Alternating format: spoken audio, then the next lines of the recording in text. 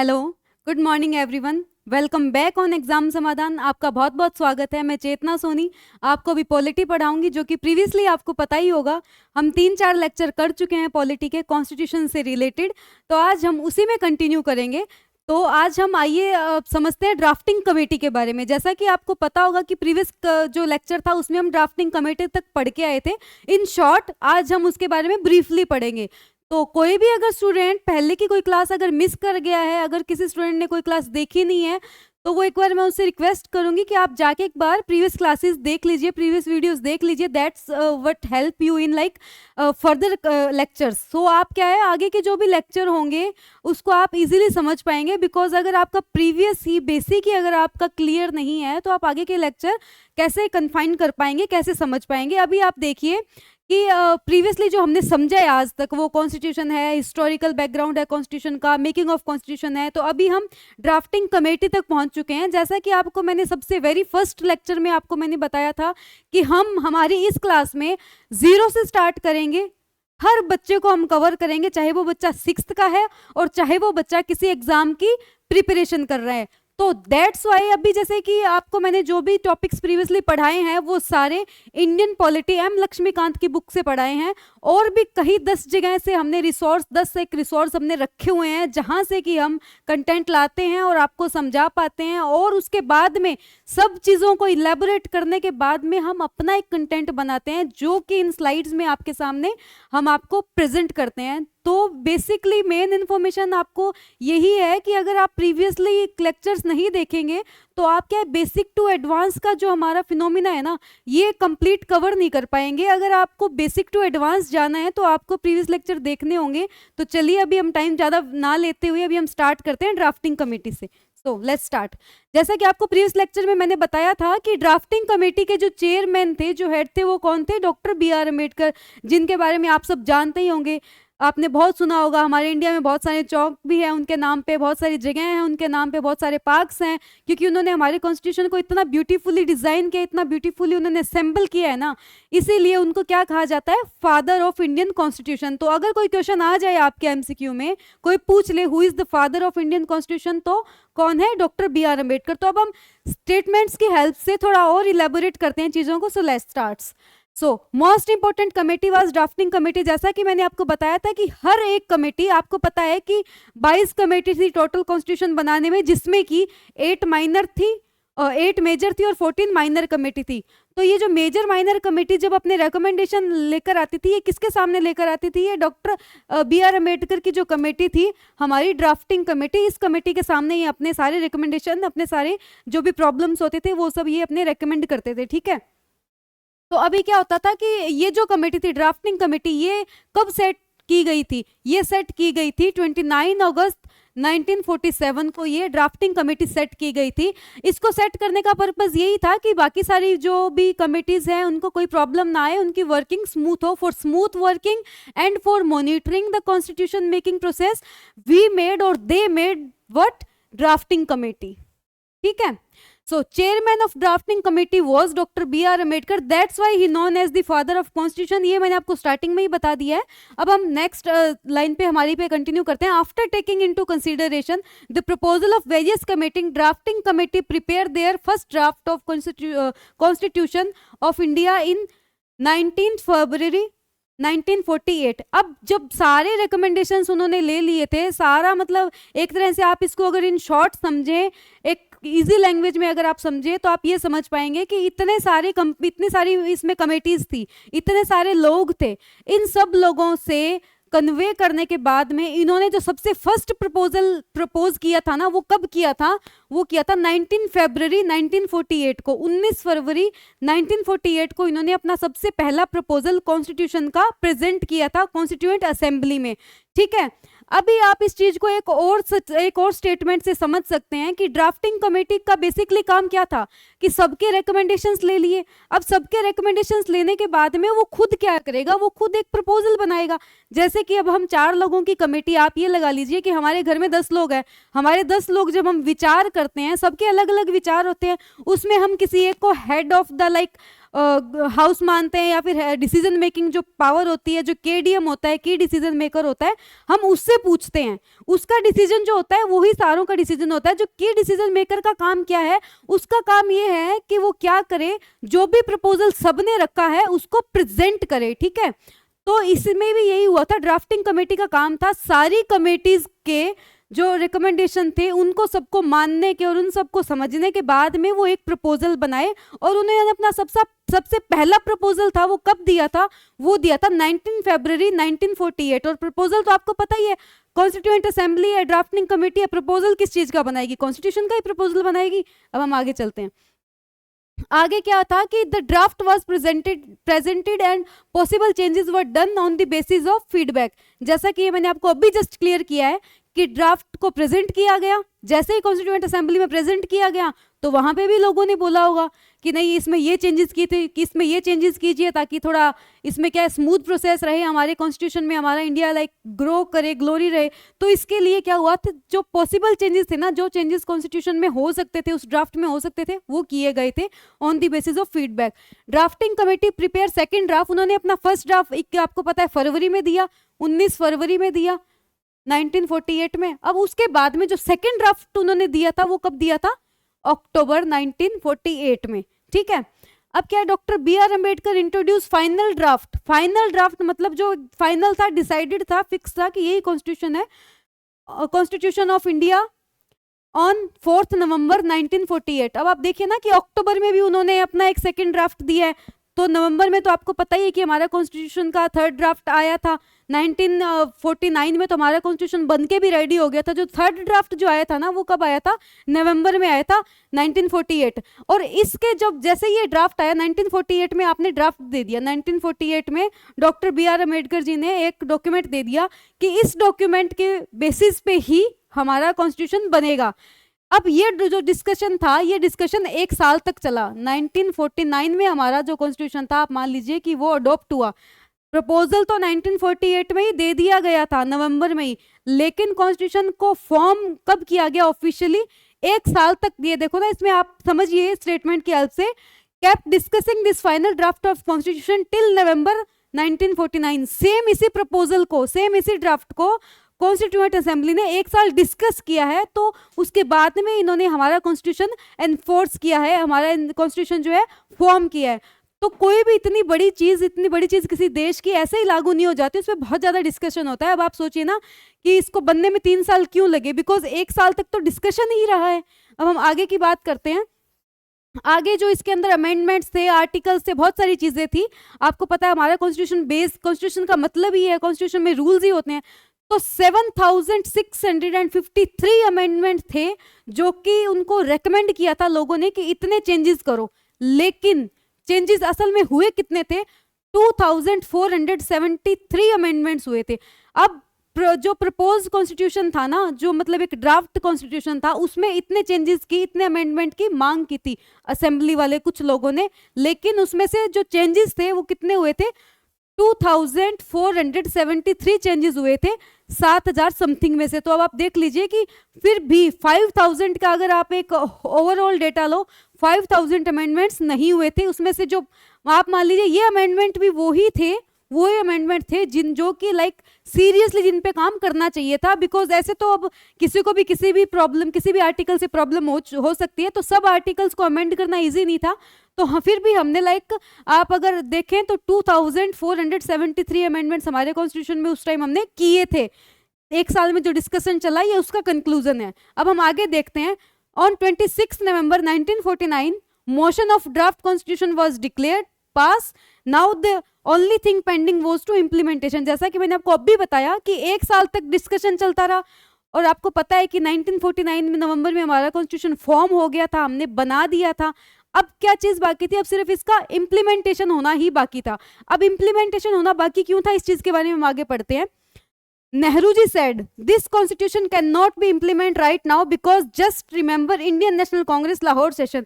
अब नेहरू जी ने ये बोला वहां पे असेंबली में, अरे रुको कॉन्स्टिट्यूशन बन तो गया लेकिन आप अभी इसको इम्प्लीमेंट नहीं कर सकते। तो सब लोगों ने सोचा अरे ये कैसी बात हुई, क्या कॉन्स्टिट्यूशन में कोई दिक्कत है, क्या कॉन्स्टिट्यूशन में आप कुछ बदलाव चाहते हैं, हमें रीजन बताइए, आप क्यों नहीं इसको इम्प्लीमेंट होने दे रहे। आज ही जब बन गया है, हम ऑलरेडी इतना वेट कर चुके हैं कॉन्स्टिट्यूशन का, बिकॉज कॉन्स्टिट्यूशन के लिए लोग बहुत ईगर थे और हर दिन कॉन्स्टिट्यूशन असेंबली पे एक प्रेशर था कि आप बहुत टाइम ले रहे हैं।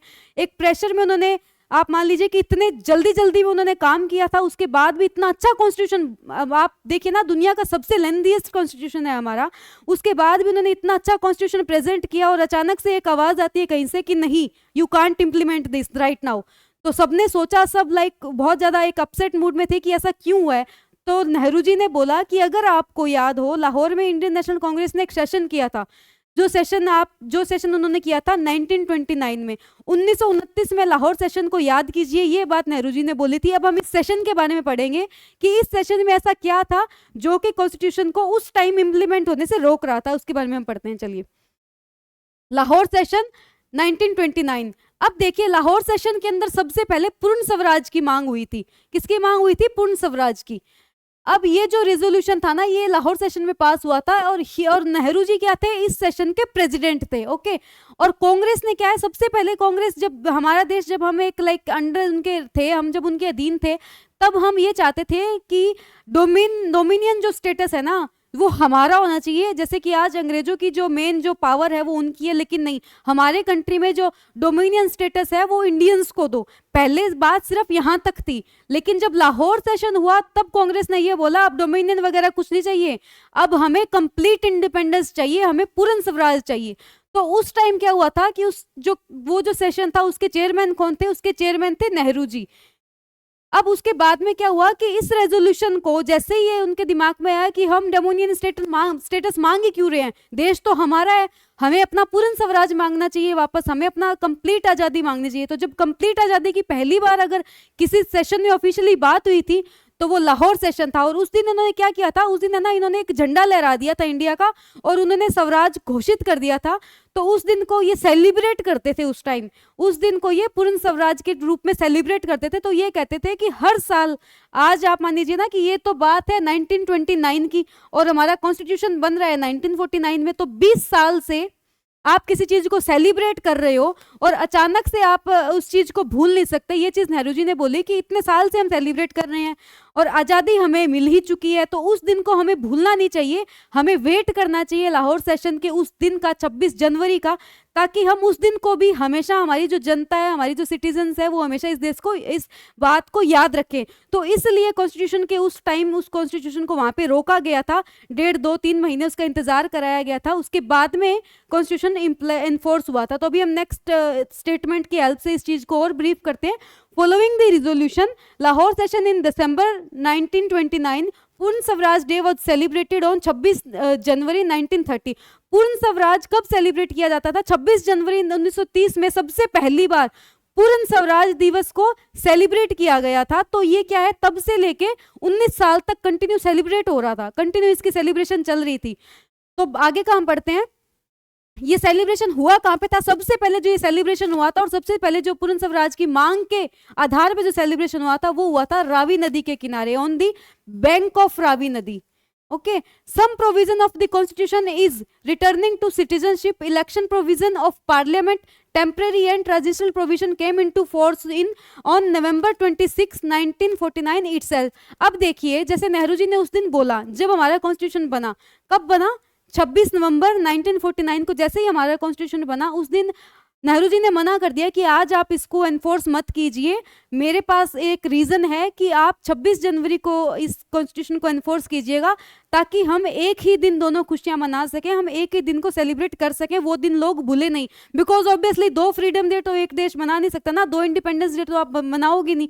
तो उस दिन को याद रखने के लिए उन्होंने बोला कि हम रिपब्लिक डे 26 जनवरी को मनाएंगे।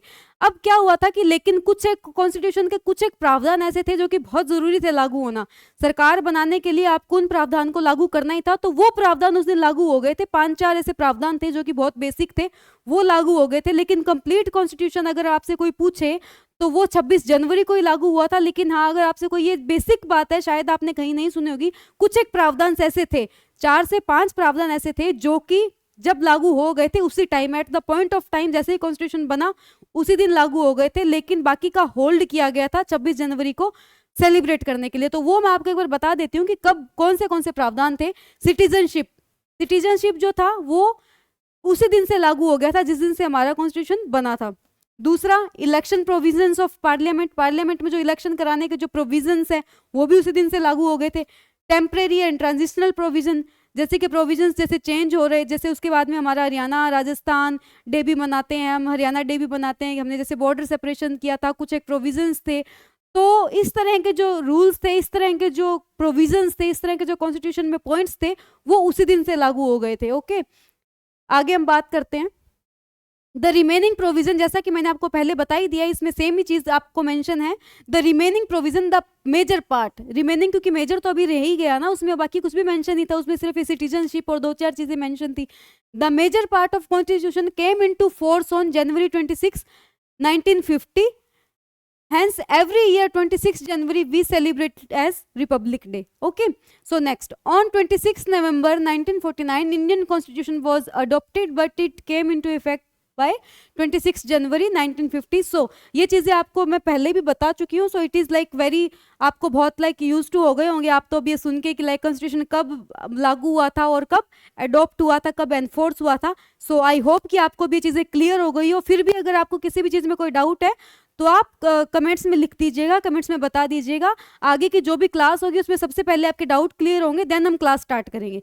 सो अब हम देखते हैं कि कॉन्स्टिट्यूशन बन भी गया, कॉन्स्टिट्यूशन एनफोर्स भी हो गया, लेकिन क्या होता है ना कि हर जगह कुछ चीज़ों का क्या, हर चीज़ का एक क्रिटिसिज्म होता है. आप कितना भी अच्छा काम कर लेना पर भी क्रिटिसाइज आपको लोग करेंगे. तो कॉन्स्टिट्यूशन बहुत अच्छा था, बहुत ही कम पैसे में बन गया था, बहुत ज़्यादा एक तरह से आप मान लीजिए ना कि 60 देशों का कॉन्स्टिट्यूशन पढ़ा गया था तब जाके इंडिया का कॉन्स्टिट्यूशन बना था. लेकिन उसके बाद भी कॉन्स्टिट्यूशन को भी क्रिटिसिज्म का सामना करना पड़ा था. अब आपको मैं बताती हूँ कि वो क्रिटिसिज्म क्या क्या थे शॉर्टली. तो कुछ लोगों ने ऐसा कहा था कि ये जो कॉन्स्टिट्यूशन बॉडी है ना, ये तो कोई ये तो रिप्रेजेंटेटिव बॉडी तो है नहीं, इसमें तो कोई भी अपने आप आ गया, ये कोई इलेक्शन से तो आपने की नहीं है.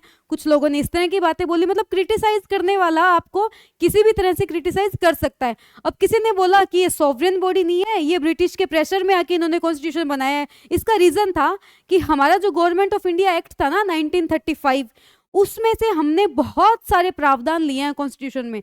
हमारा कॉन्स्टिट्यूशन जो है उसमें से आप मान लीजिए कि 30% जो प्रोविजंस है वो हमने गवर्नमेंट ऑफ इंडिया एक्ट के कॉपी किए हैं.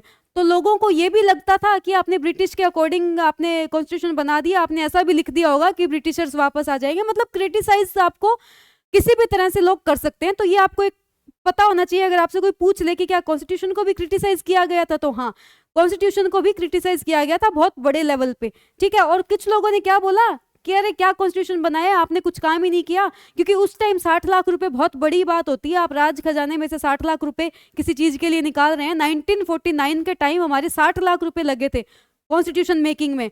तो लोगों ने बोला आपने इतना टाइम ऐसे ही लगा दिया, आप कभी इस देश जा रहे थे, कभी उस देश जा रहे थे, वो कॉन्स्टिट्यूशन पढ़ने के बहाने, और आपने इतना टाइम ले लिया और आपने बहुत ज्यादा खर्चा करवा दिया. और कुछ लोगों ने क्या बोला कि ये जो कॉन्स्टिट्यूशन है ना, इसमें ये कॉन्स्टिट्यूशन हिंदुओं के अकॉर्डिंग बना हुआ है, इसमें तो असेंबली में ज्यादा हिंदू थे, तो इसमें तो हिंदुओं की साइड ज्यादा ली गई होगी हमारे संविधान में. लेकिन आपको भी पता है ऐसा नहीं है. अब दूसरी चीज क्या है, किसी ने बोला कि इसमें तो कांग्रेस है, जैसे पार्टी उस टाइम अलग अलग बनने लग गई थी, कांग्रेस में से भी कुछ लोग अलग हो गए थे. तो किसी ने ये भी बोला कि ये जो कॉन्स्टिट्यूशन है पूरा कांग्रेस के हिसाब से काम करेगा इन फ्यूचर. और कई लोगों ने ये बोला कि क्योंकि ये सच भी है, हमारी कॉन्स्टिट्यूशन जो असेंबली बनी थी, कॉन्स्टिट्यूएंट असेंबली जो बनी थी, उसके अंदर लॉयर्स का जो डोमिनेंस था ना वो बहुत ज्यादा था. तो कई लोगों ने बोला कि ये तो जो है ये तो वकीलों की सरकार है. ये एक स्टेटमेंट थी हिंदी में कि ये तो वकीलों की सरकार है. तो लोगों ने बहुत तरह से कॉन्स्टिट्यूशन को भी क्रिटिसाइज किया है. अब हम आगे देखते हैं कि कॉन्स्टिट्यूशन के जो हमारे कुछ एक ऐसे फीचर हैं 2-4, उसको हम थोड़ा सा शॉर्टली डिस्कस करते हैं. एलिफेंट जो था, एलिफेंट का एक सिंबल लिया गया था, सील के तौर पे लिया गया था उसको. कॉन्स्टिट्यूएंट असेंबली की जो सील थी ना, जो भी एक चिन्ह होता है, वो एलिफेंट को लिया गया था. तो एलिफेंट का मतलब होता है, अगर उस टाइम की मैं बात करूं, उस टाइम किस पॉइंट ऑफ व्यू से एलिफेंट को लिया गया था, क्योंकि इंडिया बहुत बड़ा और बहुत डाइवर्स कंट्री था, तो इस चीज को ध्यान में रखते हुए कॉन्स्टिट्यूएंट असेंबली ने, हर एक असेंबली का एक सील होता है, जैसे आप देखिए हमारी पुलिस का एक सील है, हमारे डॉक्टर्स का भी एक सील होता है, अगर आपने देखा हो तो कॉन्स्टिट्यूएंट असेंबली का एक सील था, एक लोगो। आप लोगो अगर आप बेसिकली बहुत इजीली समझ पाएंगे कि कंपनी का एक लोगो होता है, वैसे ही एलिफेंट को एक लोगो के रूप में लिया गया था। अब हम आगे देखते हैं, constitution was written by hand, हाथों से लिखा गया है। कॉन्स्टिट्यूशन जो ओरिजिनल कॉन्स्टिट्यूशन है ना, वो हैंड रिटन है, टाइपिंग से नहीं लिखा हुआ है। और ये लिखा किसने था? ये लिखा था प्रेम बिहारी रायजादा ने। किसने लिखा था? ये प्रेम बिहारी रायजादा जी ने लिखा था। और ये इन्होंने जो, ये देखो कॉन्स्टिट्यूशन हमारा जो है वो हिंदी में भी लिखा हुआ है और इंग्लिश में भी लिखा हुआ है। तो जो इंग्लिश में लिखा है वो किसने लिखा है? प्रेम बिहारी रायजादा ने लिखा है। और ये इटैलिक कैलीग्राफी में लिखा है इन्होंने। इटैलिक कैलीग्राफी मतलब, जो कैलीग्राफी आपको पता होगा, जो हम ये कर्सिव राइटिंग जो करते हैं, जो किसी भी वर्ड को लिखने की जो कला होती है, उसको बोलते हैं कैलीग्राफी। तो ये इटैलिक कैलीग्राफी में प्रेम बिहारी रायजादा जी ने लिखा है। अब हम देखते हैं कि जब कॉन्स्टिट्यूशन दो लैंग्वेज में है, तो हिंदी में भी किसी ने लिखा होगा जी। हिंदी में लिखा है बसंत कृष्ण वैद्य ने। किसने लिखा है? बसंत कृष्ण वैद्य जी ने। इन्होंने इसको हिंदी में लिखा है, हिंदी कैलीग्राफी में। अब हम आगे देखते हैं, और ये दोनों कॉन्स्टिट्यूशन हाथ से लिखे गए हैं और हाथ से सजाए गए भी है। अब इनको सजाया किसने है? मतलब जैसे कि आप एक, कोई भी आप प्रेजेंटेशन बनाते हैं, कोई भी आप असाइनमेंट बनाते हैं, तो आप उसको डेकोरेट करते हैं, लाइक फ्लावर्स बना दिए या किसी चीज़ पे बाउंड्री पे कोई डेकोरेशन कर दी। तो इस कॉन्स्टिट्यूशन को सजाया गया है दो लोगों के द्वारा। हिंदी में किसी और ने सजाया, इंग्लिश में किसी और ने सजाया, दोनों को किसी एक ने नहीं सजाया। ऐसा नहीं है कि दोनों ही कॉन्स्टिट्यूशन एक आदमी को दे दिए कि आप ही कर दो। हिंदी के लिए, हिंदी को सूट हो ऐसा डेकोरेटर लेके आए, और इंग्लिश के लिए ऐसा डेकोरेटर लेके आए जिसको इंग्लिश में, जिसको जो आर्ट हो। अब देखते हैं, the original version of constitution was beautifully decorated by artist from Shantiniketan. Shantiniketan आपको पता होगा टैगोर जी का स्कूल था। तो टैगोर जी का जो स्कूल था, शांति निकेतन के कुछ आर्टिस्ट थे, वो वहां से बुलाए गए थे, उन्होंने इसको डेकोरेट किया गया था। तो देखिए नंदलाल बोस जो थे, उन्होंने हिंदी वाले कॉन्स्टिट्यूशन को डेकोरेट किया था। नंदलाल बोस ने क्या किया है? हिंदी वाले कॉन्स्टिट्यूशन को डेकोरेट किया है। और बिहोर राम मनोहर सिन्हा ने इंग्लिश वाले कॉन्स्टिट्यूशन को डेकोरेट किया है। कौन से कॉन्स्टिट्यूशन को डेकोरेट किया है? इंग्लिश वाले कॉन्स्टिट्यूशन को। आई होप आपको चीजें क्लियर होगी। आपको अगर ऐसे नहीं समझ आ रहा, तो आप इसको वैसे भी डायरेक्ट आप इज इक्वल टू लगा के आप याद रख सकते हैं। देखिए जैसे आप ऐसे लिख लीजिए, प्रेम बिहारी रायजादा।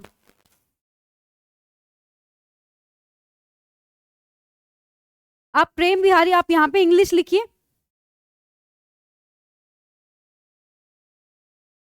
जी। आप यहाँ पे इंग्लिश लिखिए कि इंग्लिश का जो कॉन्स्टिट्यूशन है, वो इंग्लिश में जो हैंड रिटन है, वो किसके द्वारा है? वो प्रेम बिहारी रायजादा के द्वारा है। और अब यहाँ पे आप हिंदी लिखिए।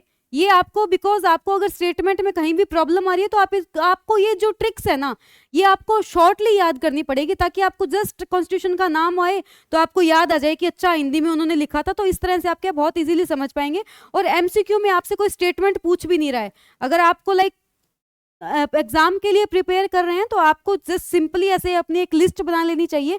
जो भी मैं आपको बताती हूँ, वो दो चार हमेशा एक एक आपको फ्रंट पेज रखना चाहिए। दो चार पॉइंट आप हर रोज लिखते रहें। उसके बाद में आप एक कॉपी लगा लीजिए। जैसे ही मंथ एंड होता है, आपने 10 क्लास अटेंड कर ली, तो आप एक कॉपी में इस तरह के पॉइंट लिख लीजिए और उनको रिवाइज कीजिए। तो बहुत सारे एमसीक्यूज तो आपके यहीं से सॉल्व हो जाएंगे। अब आप देखिए यहाँ पे आप लिखिए, जैसे कि आपको मैंने बताया कि ये बसंत कृष्ण वैद्य जी ने लिखा है। हिंदी वाला किसने लिखा है? बसंत कृष्ण वैद्य जी ने।